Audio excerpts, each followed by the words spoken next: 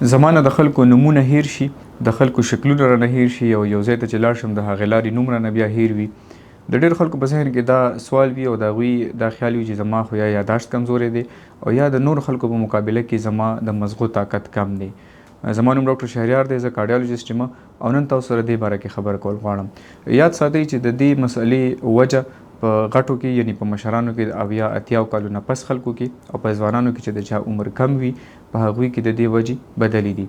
د ټول ناول د غټو باره کې خبرو کوم. د عمر سره چې څنګه د انسان نور طاقت کمزوری کیږي دغه شان د هغه مزغه هم لږ شرین کیږي یعنی لږ واړه کیږي او د هغه د یاداشت د کمزورتیا سره سره په پرسنالټي کې یعنی دغه په طبیعت او مزاج کې هم فرق راځي.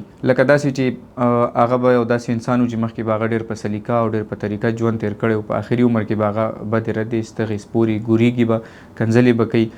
نو خلک وایي چې ټول عمر خو داسې دا نه نو په آخره کې د مزغو سره د انسان په پرسنالټي یا په مزاج کې داسې قسمه فرق راتلل دا ټیک ده. او په یاداشت کې هم فرق راځي. د خلکو نومونه ته هیر شي چې زړه خبره کوي د هغې کې چې خبرې وي هغه ته هیرې شوي وي. ایون چې څه وخت پس بیا د خپل د کور په لارو کې هم غلطېږي.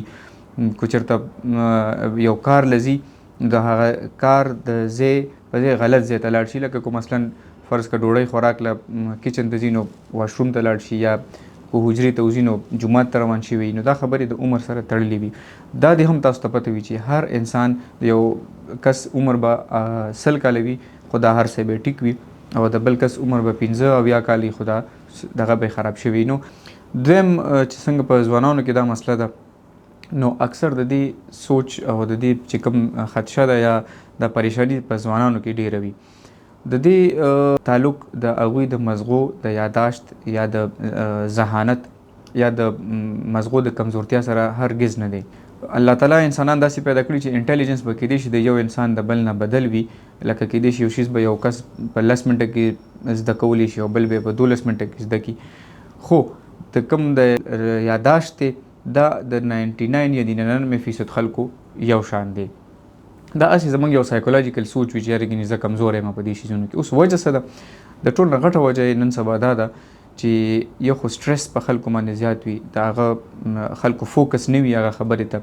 لکه ناست په یو ځای کې وي او فزیکلی په یو ځای کې موجود وي خو مازغی او ذهن په بل ځای کې وي. ملټي ټاسکینګ خلک وي لکه په یو ځل ډېر کارونه روان کړي.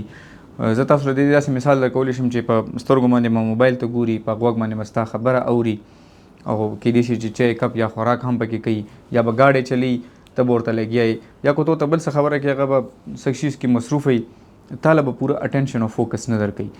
نو په یو خبرې په اورېدو کې یا په زده کړه کې چې کله د انسان فوکس نه وي نو هغه کله هم یاد نشي پاتې کېدی.